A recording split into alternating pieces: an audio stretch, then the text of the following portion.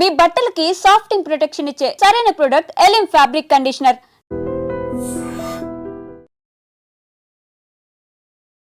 Visakha CP గారికి ఒక complaint వచ్చింది. సార్, జీవీఎంసీ ఆపోజిట్లో ఉన్న 4 AM బిర్యానీకి వెళ్ళాం. చక్కగా 3 బిర్యానీలు ఆర్డర్ పెట్టుకున్నాం. అయితే వేడివేడిగా వాళ్ళు సర్వ్ చేశారు, తిన్నాం, అంతే. అందులో ఏదైతే చికెన్ని టేస్ట్ చేశామో తేడా కొట్టింది, అస్వస్థతకు గురయ్యాం, టేక్ యాక్షన్ సార్ అంటూ ఇచ్చినటువంటి కంప్లైంట్తో ఫుడ్ సేఫ్టీ ఆఫీసర్స్ అయితే 4 AM బిర్యానీ సెంటర్ పైన రైడ్ చేయడం జరిగింది. సో అక్కడ కొన్ని మనకి తెలుసు, జనరల్గా వెరైటీ ఫుడ్స్ని, టేస్టీ ఫుడ్స్ని మనం టేస్ట్ చేస్తూ ఆస్వాదిస్తున్నామేమో ఆ ఆహారాన్ని అనుకుంటున్నాం. కానీ ఒక రకంగా చెప్పాలంటే అందరినీ కాదు, కొన్ని చోట్ల మాత్రం అనారోగ్యాన్ని కొని తింటున్నామని చెప్పడంలో ఎలాంటి డౌట్ లేదు. ఎందుకంటే మనకి ఎప్పటికప్పుడు రాష్ట్రంలో ఎక్కడైనా కావచ్చు, విశాఖలో కూడా ఫుడ్ సేఫ్టీ ఆఫీసర్స్ చేసినటువంటి రైడ్స్లో కూడా మనకి విస్తుపోయే వాస్తవాలు బయటపడుతున్నాయి. బయట మనకి కలర్ఫుల్గా లైటింగ్ బోర్డ్స్ కనిపిస్తాయి, అలాగే వాళ్ళు ఉపయోగించే పాత్రలు మెరిసిపోతాయి, వేడివేడిగా ఫుడ్ ప్లేట్లోకి వచ్చేస్తుంది. కానీ ఇన్సైడ్ ఏం జరుగుతుందంటే ఈ ఫుడ్ సేఫ్టీ ఆఫీసర్స్ మాత్రమే దాన్ని గుర్తించగలరు, గమనించగలరు, వాళ్ళపై యాక్షన్ తీసుకోగలుగుతారు. సో ఇప్పుడు 4 AM బిర్యానీకి సంబంధించి జరిగిన రైడ్లో కూడా అక్కడ పారిశుద్ధ్యం చాలా దారుణంగా ఉంది అంటున్నారు. సో మనతో పాటు ఏఎఫ్సి చక్రవర్తి గారు, అలాగే ఫుడ్ సేఫ్టీ ఆఫీసర్ అప్పారావు గారు కూడా ఉన్నారు. సార్, నిన్న మీరు రైడ్కి వెళ్ళారు. ఫస్ట్ సిపి గారికే నేరుగా కంప్లైంట్ వెళ్ళిన తర్వాత ఏంటి సార్ అక్కడ పొజిషన్ ఏంటి? ఇద్దరు కంప్లైంట్ ఇచ్చారు కదా, వాళ్ళు ఏం టేస్ట్ చేశారు, ఎట్లా తెలిసింది? మాకు సిపి గారి ద్వారా 2 టౌన్ సిఏ గారు ద్వారా మార్నింగ్ 7:30కి కంప్లైంట్ రావడం జరిగిందమ్మా. ఫుడ్ అక్కడ ఏంటంటే ఒక 4 వ్యక్తులు ఆ బిర్యానీ తిన్న తర్వాత అస్వస్థకు గురయ్యని చెప్పడం జరిగింది. తర్వాత కంప్లైంట్తో నేను మాట్లాడాను. వెంటనే వితిన్ 30 మినిట్స్ వెళ్ళడం జరిగింది. వెళ్ళిన తర్వాత అక్కడ ఉన్నటువంటి వాతావరణం తర్వాత అన్నీ కూడా పరిశీలించడం జరిగింది. రెండోది ఏంటంటే కంప్లైంట్ వెళ్ళిపోయాడు ఆయన, ఎవరైతే బాగోలేదు అన్నారో వెళ్ళిపోయారు. వాళ్ళు కూడా పిలిపి రిటర్న్ కంప్లైంట్ పోలీసు వారు సమక్షంలో తీసుకోవడం జరిగింది. తీసుకున్న తర్వాత అక్కడ లోపల ఉన్నటువంటి 4 AM బిర్యానీలో ఉన్నటువంటి హోటల్ మేము చెక్ చేయడం జరిగింది. వాళ్ళు తయారు చేస్తున్న విధానం కానీ, అక్కడ ఉన్న పరిస్థితులు కానీ, మేము ఇచ్చినటువంటి లైసెన్స్కి, FSSAI లైసెన్స్కి ఆ కండిషన్స్ కానీ, శానిటరీ కండిషన్స్ కానీ, హైజీనిక్ కండిషన్లు కానీ వాళ్ళు మెయింటైన్ చేయట్లేదు. సో వాళ్ళ మీద మేము సెక్షన్ 55 and 56 ప్రకారం కేసు నమోదు చేయడం జరిగింది. సార్, అక్కడ 4 AMలో లైవ్ కుకింగ్నా సార్? వీళ్ళు ఇప్పుడు కంప్లైనర్స్ ఎవరైతే ఉన్నారో ఏంటి, బిర్యానీ రైసా లేకపోతే ఆయిల్ కల్తీ అన్నారా, లేకపోతే ఏంటి అసలు ఏమొచ్చింది? అది లైవేనమ్మా. అది డైరెక్ట్గా వాళ్ళు ఏంటంటే డీప్ ఫ్రిడ్జ్ కూడా ఉంది. నేను రా మెటీరియల్ చెక్ చేశాను, చికెన్ రా చూశాను, -18 degreesలో డీప్ ఫ్రిడ్జ్ అది ఉంది. కాకపోతే అన్సానిటరీ కండిషన్లో వాళ్ళు మెయింటెనెన్స్ చేస్తున్నారు. 10/10 చిన్నది పాన్ షాప్ అంతా ఉంటుంది, మీరు చూసే ఉంటారు. అది ఆ చిన్నది షాపు అక్కడికక్కడే తయారు చేసేసి ఫుట్పాత్ మీద అదే దీంతో అలాగా వేడివేడిగా వాళ్ళు పేపర్ ప్లేట్. ఈ పాయింట్ ఒకటి చెప్పారు, పాన్ షాప్ అంతా అంటే దానికి పెద్ద స్పేస్ ఉండదు, లైవ్ కుకింగ్ అంటున్నారు. అక్కడ చూస్తే జనాలు చాలా ఎక్కువగా క్యూ కడుతూ ఉంటారు. సో కనీసం రోజుకి ఒక 1000 మంది అయినా అక్కడికి రీచ్ అయ్యే అవకాశం ఉంటుంది. అంటే శానిటరీ అక్కడ ఎలా ఉంటుందో మాకు ఇప్పుడే అర్థమవుతుంది. అవునమ్మా, వాళ్ళకి ఇచ్చిన కంప్లైంట్ ప్రకారం ఏంటంటే బిర్యానీ తినేటప్పుడు చికెన్ ముద్దగా ఉందని చెప్పేసి, మెత్తగా ఉందని చెప్పేసి చెప్పడం జరిగింది. వాళ్ళతో కంప్లైంట్తో డైరెక్ట్గా నేనే మాట్లాడాను, ప్రిన్సెస్ కూడా పిలిచాను. కాబట్టి చూసిన తర్వాత వాళ్ళ ఆరోగ్యం ఎలాగుంది ఏంటని అడిగితే ఇప్పుడు బాగానే ఉంది సార్, మేము తినేటప్పుడు కొద్దిగా మాకు అది స్టేల్ ఫుడ్ లాగా అనిపించింది, మాకు అది మెత్తగా అవడానికి కారణం ఏంటంటే బిఫోర్ డే పెట్టారేమో అనుమానంతో మేము కంప్లైంట్ చేసామని చెప్పడం జరిగిందమ్మా. చక్రవర్తి సార్, స్టార్ హోటల్స్లో ఒక 400-500కు వచ్చే బిర్యానీ మనకి అందుబాటులో, మధ్య తరగతి వాళ్ళకి అందుబాటులో ఉంటుంది కాబట్టి కాస్త అవైలబిలిటీ ప్రైస్ అని వెళ్ళటంలో తప్పు లేదు. ఎందుకంటే అందరికీ ఆ రుచి చూడాలి, ఆస్వాదించాలి అనిపిస్తుంది. కానీ ఈ తక్కువ ప్రైస్ నెపంలో ఈ ఏదైతే ఆఫర్ బోర్డ్స్ పెట్టడం, రంగురంగుల లైటింగ్లు, బయట ముస్తాబు, బట్ ఇన్సైడ్ చూస్తే వీళ్ళకి ఇంత తక్కువకి వీళ్ళు ఎలా ప్రొవైడ్ చేయగలుగుతున్నారనే డౌట్ ఉన్నప్పటికీ తక్కువకి ఇస్తున్నారు కదా, వెళ్ళి తింటే పోలే, మనం ఒక్కరమే కాదు కదా, మన వరకు ఏది రాలేదు కదా అనుకుంటారు. ఇప్పుడు పబ్లిక్కి మీరు ఎలాంటి అవేర్నెస్ ఇవ్వాలనుకుంటున్నారు? అంటే పబ్లిక్ అంటే ఇక్కడ రకరకాలుగా ఉంటారండి. పబ్లిక్లో కూడా యావరేజ్, బిలో యావరేజ్, వాళ్ళ ఎకనామిక్ కండిషన్స్ బట్టి వాళ్ళు వెళ్ళే దాన్ని బట్టి స్టాండర్డ్స్ ఉంటాయి. పబ్లిక్ ఎంత లో ప్రైస్ ఇచ్చినా కానీ పబ్లిక్ అర్థం చేసుకోవాల్సింది ఏంటంటే the low price they are giving means the electrician is more అనుకున్నా మనం అర్థం చేసుకోవాలి.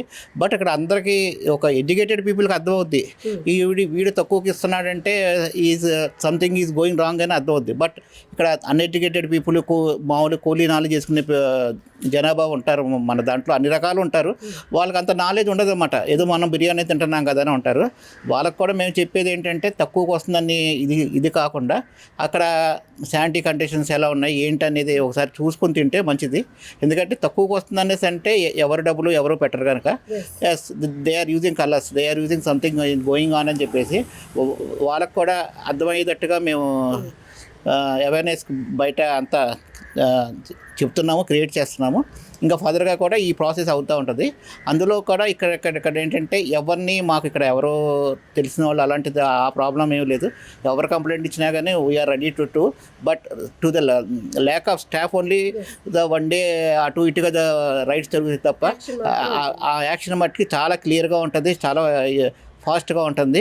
ఇందులో ఎవరిని ఉపేక్షించేది లేదు, ఎవరిని వదిలేది లేదు. ఇప్పుడు ఫాస్ట్ ఫుడ్ కల్చర్ బాగా పెరిగింది, ఫుడ్ పాయిజన్ అవ్వటం కొన్ని కేసెస్లో చూస్తున్నాం సార్. మెయిన్గా ఎక్కడ అంటే ఆ హైజీన్ ఎక్కడ మిస్ అవ్వడం వల్ల ఈ ఫుడ్ పాయిజన్ ఎందుకు అవుతూ ఉంటుంది చెప్పండి. ఫుడ్ పాయిజన్ అవడానికి రెండు విశేషాలు. ఒకటి ఏంటంటే బిఫోర్ డే వాడు ఏమనుకుంటాడంటే రేపు కస్టమర్స్ ఇవాళ ఎక్కువ మంది వస్తారు అనే ఎక్స్పెక్టేషన్ మీద కుకింగ్ చేయడం జరుగుతుంది. ఎందుకంటే చికెన్ రేట్ కానీ అవతల రైస్ రేట్ కానీ ఇవన్నీ చూస్తే హైలో ఉన్నాయి, టాప్లో. ఇప్పుడు వీళ్ళకి స్టార్ హోటల్లో సప్లై చేసింది ఇక్కడ సప్లై చేసింది ఒకే రేంజ్లో అవుతుంది. కాకపోతే అంటే మెయింటెనెన్స్, వాడి తాలూకా బిల్డింగ్ మెయింటెనెన్స్, లేబరు ఇవన్నీ కలుపుకొని ఆ ఛార్జెస్ వేరియేషన్ ఉంటుంది. అది దానివల్ల ఏంటంటే బిఫోర్ డే వీడు ఎక్కువగా వండుకోవడం వల్ల ఏంటంటే కస్టమర్స్ రాకపోతే అది మళ్ళీ ఏంటంటే తీసి డీప్ ఫ్రిడ్జ్లో పెట్టడం. లాస్ట్ టైం మీరు కూడా చాలా రైడ్స్లో వచ్చేటప్పుడు స్టేల్ ఫుడ్ మనం కొనుక్కోవడం జరిగింది, దాని మీద కూడా చాలా కేసులు పెట్టడం జరిగింది. ఆయిల్ అలాగే ఏంటంటే వాళ్ళు ఆ ఫుడ్ని మళ్ళీ డీప్ ఫ్రిడ్జ్లో పెట్టి మరుసటి రోజుకి ఏం చేస్తారంటే మళ్ళీ రీహీట్ చేసి ఫస్ట్ అండ్ ఫస్ట్ అవుట్ లాగా వాళ్ళు అమ్మేస్తారు. ఫస్ట్ వెళ్ళేటప్పుడు ఏంటంటే దాని తాలూకు స్థితి మారిపోద్ది. ఆహారం తాలూకా స్థితి ఫ్రెష్గా ఉన్నది వేరేగా ఉంటుంది, రీహీట్ చేసింది వేరేగా ఉంటుంది. సో అందువల్ల అంటే పబ్లిక్ మేము చెప్పేది ఏంటంటే ఈ ఫాస్ట్ ఫుడ్స్ తినద్దనే మేము ఎక్కువగా చెప్తున్నామండి. ఎందుకంటే దాంట్లో టేస్టింగ్ సాల్ట్ కానీ కలర్స్ కానీ ఆ స్టేల్ ఫుడ్ కానీ ఇవన్నీ మిక్సింగ్ చేయడానికి అవకాశం ఉంది. రెండోదంటే మీరు వినియోగదారులు కొనుక్కునేటప్పుడు కూడా తయారు చేసేటటువంటి వ్యాపారస్తుడు సరిగా తయారు చేస్తున్నాడు లేదా, వాడు సరైనటువంటి ట్రైనింగ్ అయ్యాడు లేదా, మాస్క్ ఉందా, హ్యాండ్ గ్లౌజెస్ కానీ క్యాప్స్ కానీ, వాడికి ఒక చాలా FSSAI నామ్స్ ప్రకారం చాలా కండిషన్స్ ఉన్నాయి.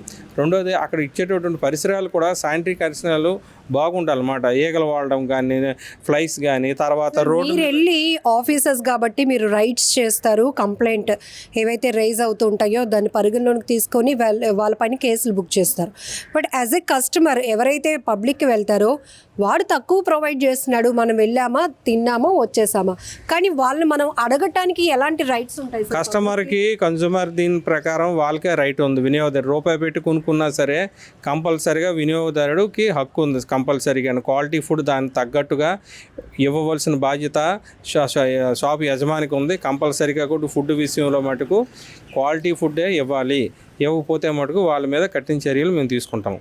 సరే, స్టార్ హోటల్స్లో కూడా కిచెన్ మెయింటెనెన్స్ చాలా అధ్వానంగా, బల్లులు లేకపోతే బిర్యానీ ఆర్డర్ చేస్తే అందులో బొద్దింకలు ఇలాంటివన్నీ చూస్తూ ఉన్నాం.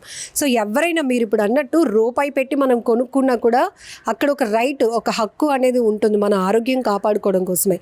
సో అందరికీ ఓవరాల్గా మీరు ఎట్లాంటి అంటే స్టార్ హోటల్స్ అయినా కానీ లేకపోతే ఈ స్వీట్ మేకింగ్ దగ్గర కానీ మేము డైరెక్ట్గా వెళ్ళి కిచెన్లోకి వెళ్తామండి. మేము ఓన్లీ ఫుడ్ బయట పెట్టే ఫుడ్ కాకుండా ఒక స్వీట్ షాప్కి వెళ్తే కార్ఖానా అంటే వాటి షాప్ ఒక చాట్ ఉంటుంది, ఫుడ్ అదే స్వీట్స్ ఎక్కడైతే ప్రిపేర్ చేస్తారో అక్కడికే వెళ్తాం మేము మెయిన్గా రైడ్. మేమేంటంటే స్వీట్ షాప్ని మాత్రమే చూస్తాం మేము.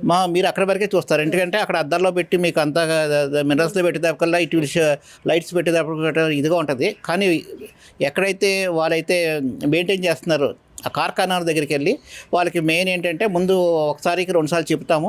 ఇఫ్ దే ఆర్ నాట్ అప్పుడు కూడా ఒకసారి రెండుసార్లు చెప్పినప్పుడు కూడా వాళ్ళు వినపోతే we will go as per the act, we will take action against him. అంటే ఫస్టే కేసు పెట్టడం అనేది ఏం కాదు, ముందు మనం వాటికి ఎడ్యుకేట్ చేయాలి. ఏదో వెళ్తామే కేసు, కానీ కొన్ని సిచ్యువేషన్స్లో తప్పదన్నప్పుడే మేము కేసుకి ఫస్ట్ టైం వెళ్తాం. కానీ ఫస్ట్ ఏంటంటే ఈ యాక్ట్ చెప్పేది కూడా ముందు you have to educate the FBO food business ఆపరేటర్ని ఎడ్యుకేట్ చేయండి. మీరు ఇలా ఉండాలి, ఈ రూల్స్ పాటించాలి, ఈ క్లీన్నెస్ ఉండాలి, ఈ హైజీనిక్ కండిషన్స్ ఉండాలి. ముందు 1-2 సార్లు ఎడ్యుకేట్ చేయండి. ఆ ఎడ్యుకేట్ చేసినప్పుడు కూడా అతను వినపోతే next you go to the act act and take the punishment as per the act అని చెప్పేసి మేము చెప్తా ఉంటాం. Thank you sir.